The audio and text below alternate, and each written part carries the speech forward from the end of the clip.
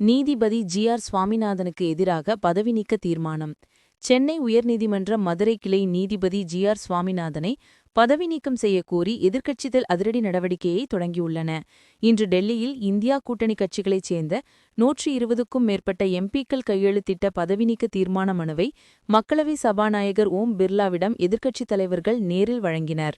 திமுக MP Kanimozhi, Congress பொதுச் செயலாளர் பிரியங்கா காந்தி, சமாஜ்வாதி கட்சித் தலைவர் அகிலேஷ் யாதவ் ஆகியோர் இந்த நிகழ்வில் உடனிருந்தனர்.